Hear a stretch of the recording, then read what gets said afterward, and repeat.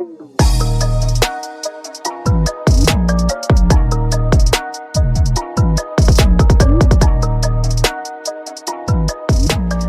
back to Mama Mystery. I am your host, Kelly. And I am your co-host, Austin.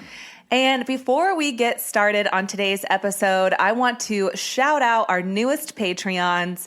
So if you don't already know, our Patreon is an exclusive membership where you get early access to all of our episodes. You get stickers every month. You get one bonus episode per month.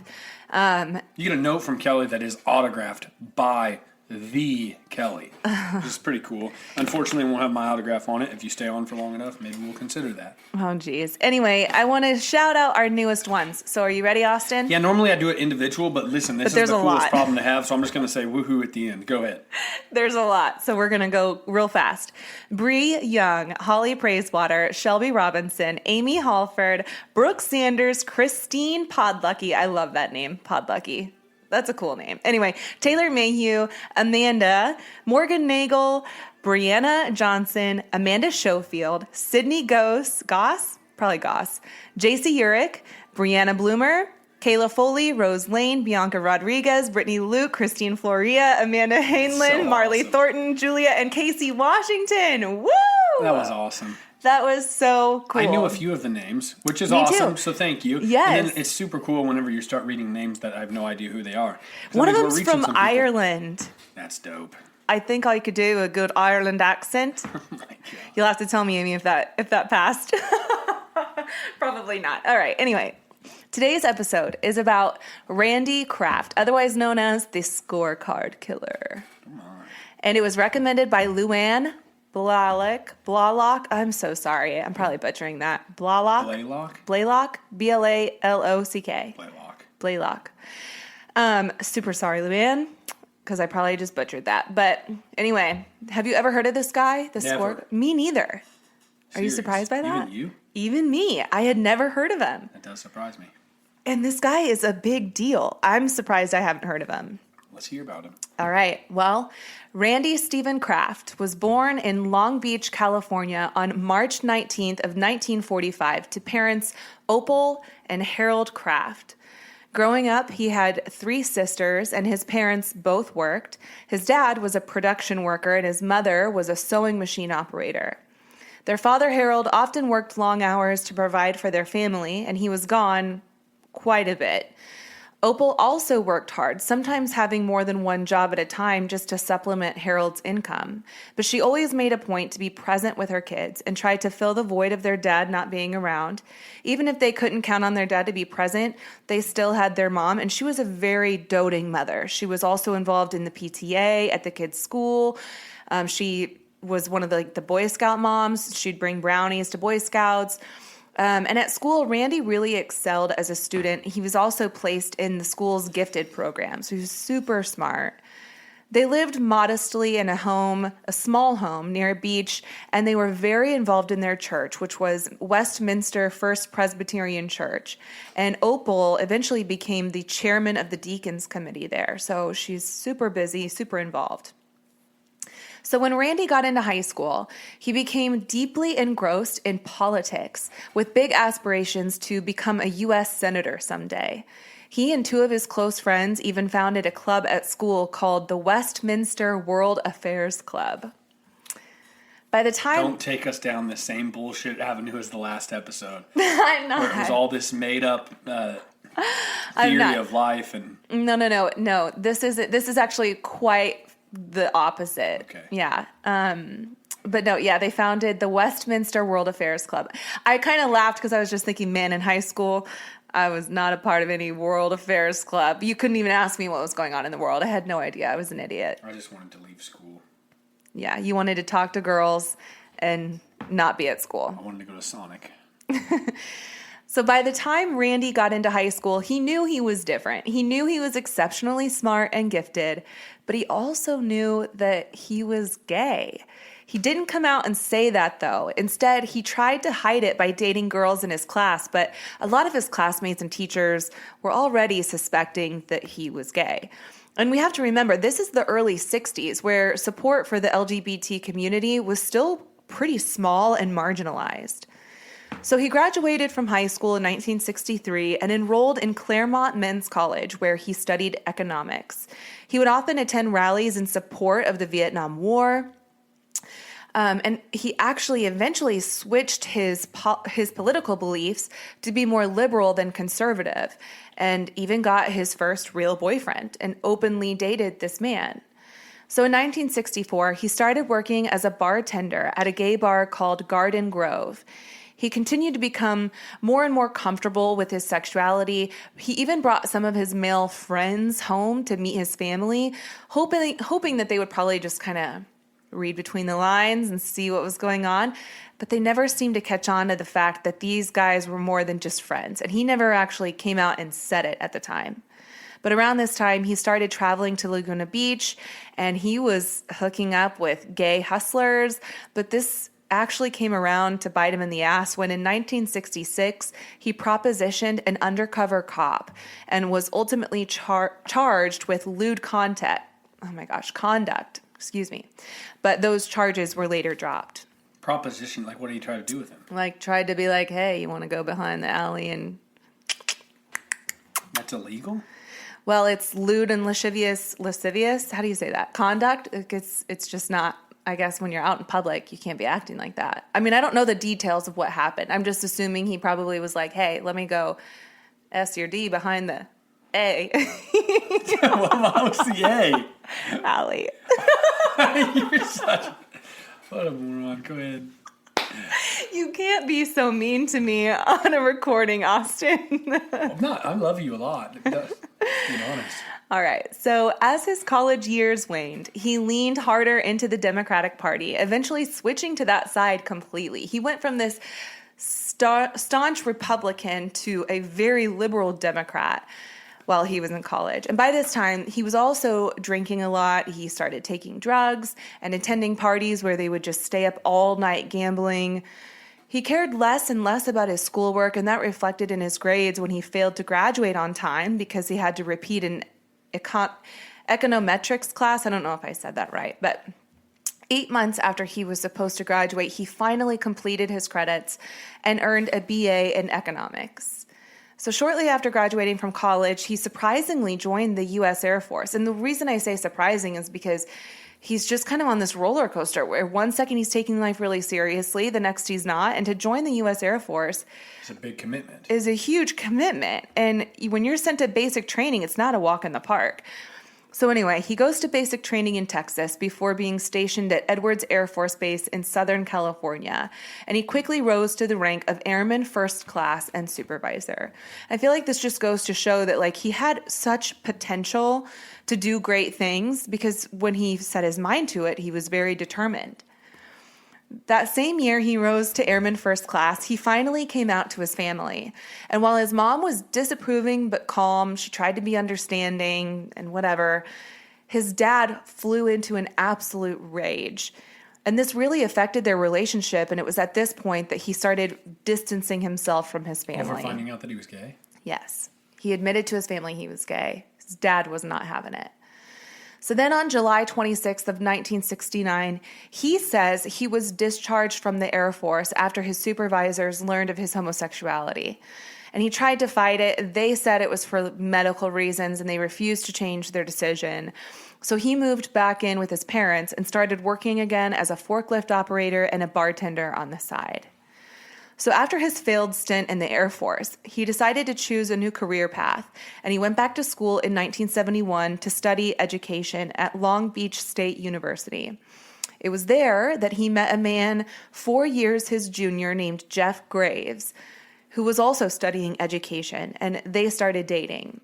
They ended up moving in together and dating for the next 4 years. According to Randy, Jeff was the one who introduced Randy to threesomes and to the BDSM lifestyle and taking drugs to enhance their sexual experiences. So he was a really good influence. Right. But Randy says that he was never really into that he didn't like bringing other people into the bedroom and just wanted Jeff all to himself. So needless to say, their relationship eventually started falling apart a bit, and they fought all the time before finally breaking up in 1975.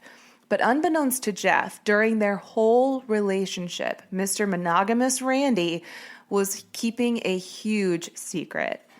By January of 1975, a total of 14 men had been found across 4 separate counties over the span of 3 years, and investigators assumed that they were all linked to the same killer, a killer who was methodical, organized, and above average intelligence, and who may have had a military background since at least 2 of the victims had tissue in their nostrils, which was apparently a technique often used to prevent purging after death. But at this time, there were no suspects until on March 29th of 1975, Randy was out cruising along in his black and white Ford Mustang when he came upon a Long Beach parking lot where he noticed some adolescents hanging out and drinking. He pulled in and managed to lure 2 of the boys from this group into the Mustang. Keith Crotwell and Kent May were both about 18 years old. They get into the car and they're driving around, and Randy feeds them beer and Valium. Then Randy goes back to the parking lot where he picked them up, parks the car, and pushes Kent May, who is passed out at this point, onto the pavement. Meanwhile, his friends could see their friend, Keith Crotwell, is slumped over on Randy's shoulder as the driver just takes off. Kent is unharmed but unconscious, so they take care of him, but then days go by and Keith never returned or got back in touch with any of his friends. May 8th, more than a month later, his skull was found on a jetty near a nearby marina. What's a jetty? It's like a protrusion of land that goes out into water. Like a peninsula? Kind of, but not quite, but similar, I guess. Okay. So the friends from that night were on a mission to figure out who this guy was that was driving the black and white Mustang. So they literally searched their neighborhood and found that car less than a mile from their own home. So they write down the license plate number and gave that information to police, and it was registered to Randy Kraft. So police bring him in for questioning, and he admits that he did meet the boys that night, that they drove around drinking beer and taking Valium, but that after he dropped Kent off in the parking lot, he drove around with Keith until his car got stuck on an embankment. So he says he left Keith in the car so he could go call for a tow truck, but by the time he got back to his car, Keith was gone. Even though the police were leery of his story, they weren't able to charge him with anything because at this point, only his skull was found, and the coroner assumed that he died from accidental drowning. But at the very least, at this point, he's on their radar, right? So that December, Randy abducted a 22-year-old man named Mark Hall in San Juan Capistrano. He drove this guy to a remote canyon, tied him to a tree, and mutilated him while he was still alive. So Austin, you might actually want to leave the room while I detail what he did, because I just know how you are. I know this is probably going to really bother you. And if you're not interested either, as a listener, hit that skip ahead button for 15 seconds, because what I'm about to describe is pretty awful. Yeah, I'm out on the crazy shit. Go ahead. Okay. So this was described as Randy's worst killing.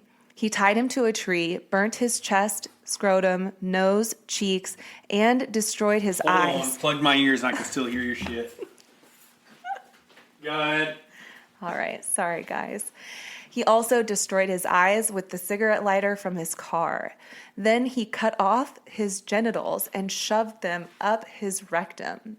He also made numerous incisions on his legs with a broken bottle before finally choking him to death by shoving leaves and debris down his throat, ultimately suffocating him to death. I'm a grown-ass man, but I don't enjoy anything like that. Yeah, so we're back. All right, in 1976, he met another man named Jeff. Another Jeff, this time 12 years his junior. So Jeff was working for a baker at the time, and the pair really hit it off, moving in together in the Laguna Hills. They also dabbled in threesome play as well, sometimes just going out and picking up hitchhikers together. So we see this disconnect here because in his last relationship, Randy said he was the one who wanted to end the threesomes, but now he brags that he introduced Jeff to this whole gay bar scene and threesomes and wild activities, right? So Randy starts working for a computer company, and he ended up traveling a lot for work, namely Oregon, Colorado. He's traveling a lot.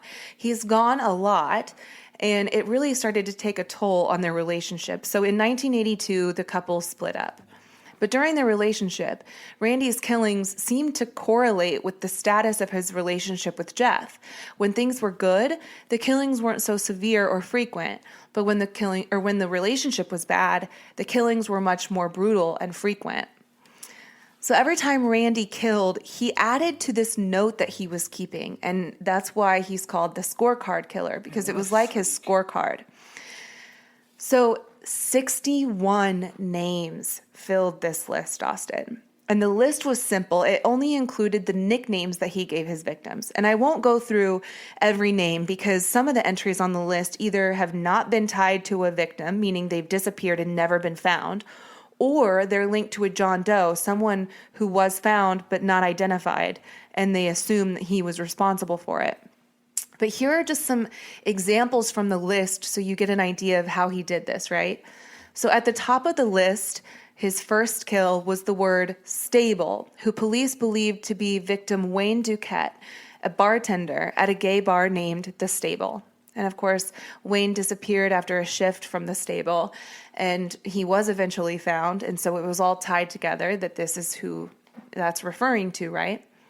Next on the list was EDM, and which stood for Edward Daniel Moore, a 20-year-old Marine who was subsequently found beside the freeway after being pushed out of a moving vehicle with his wrists and ankles bound, among other sinister injuries that I won't mention. Twiggy, you might want to cover your ears for this one too. Twiggy was a 19-year-old James Dale Reeves who was found partially nude but with a tree branch protruding from his rectum. Parking lot referred to the victim we discussed earlier, Keith Crotwell, who was abducted from the parking lot. Marine drunk overnight shorts was Donnie Harold Crissell, who was a Marine from Tustin Base and was found only in his shorts. So this is just an example of kind of how he's, keeping track of the people he killed. 61 names. 61 were on the list. Randy was finally caught when on May 14th of 1983, at 1:10 in the morning, 2 California Highway Patrol officers started following a Toyota Celica driving erratically on Interstate 5. They assumed the driver was under the influence, so they pulled him over. When the driver pulled over and opened the car door, he poured a beer out onto the pavement. The driver did. So the officer approached the vehicle, and the driver in the front seat was none other than Randy Kraft. He was sitting there with his pants undone, and the officer asked him to exit the vehicle and perform a sobriety test, which he failed, so Randy was arrested.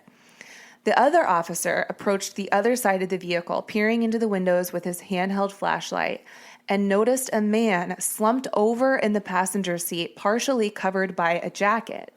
Surrounding the man were empty bottles of Moosehead beer and an open prescription bottle of lorazepam with pills sprinkled around him.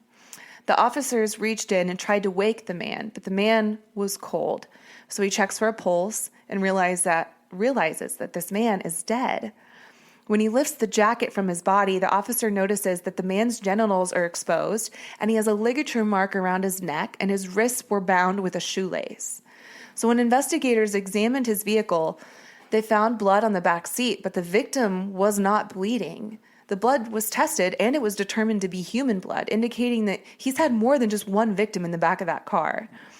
Under the carpet of the car, police found an envelope with more than 50 photos of men in pornographic poses, appearing to either be dead or asleep, but there's no way of knowing when it's just a picture. And in the trunk is where they found his list of 61 coded names. So once they searched his home, they found even more damning evidence, including personal belongings from each of his victims. He was ultimately charged with the murders of 16 people, which that one really confuses me. I had to double check multiple times that I was reading it correctly. He was only charged with 16 counts of murder. But the trial lasted 13 months, which was the most expensive trial to date in Orange County history. He was ultimately found guilty and sentenced to death, and he currently sits on death row in San Quentin.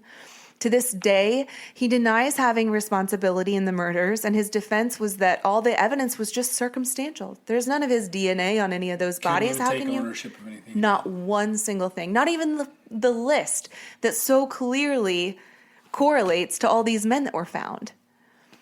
Some suspect that he didn't do this by himself, that he had an accomplice to commit these crimes, because a lot of his victims were thrown from moving vehicles, which would really impair your ability to drive if you're trying to push a dead body out of the car. And I also read that one that was left on the beach, maybe even more, but that there were multiple sets of footprints found. But I guess you could explain that by him maybe taking multiple trips to dump stuff. I mean, I don't know. Yeah. Others believe that this list is probably way longer than 61 people and that he probably only listed his most memorable murders. Does he say anything about the list when asked about it? Not that I know of. He still just denies having any responsibility in any of these murders, which is what really baffles me. You're on death row. Mm-hmm. How can you deny? You have pictures of all these guys. You have their belongings. You have bags that belong to them. That's what he said. Right. How did you end up with all their crap? That's not a coincidence. That you can't even say, "Oh, I bought it at a flea market. It just happened to belong to the guy." What about the dead guy in your car with you when you got pulled over? Mm-hmm. Yeah. Circumstantial. Anyway, that is the Scorecard killer, one of the most notorious serial killers that has existed. He's still alive, waiting on death row. So crazy. I can't believe the ones that floor me are the ones where people are living like this seemingly normal life, and this is going on in the background. It just blows my mind. Right. He had these relationships, and some people think that his boyfriend, especially the second one, had something to do with helping him.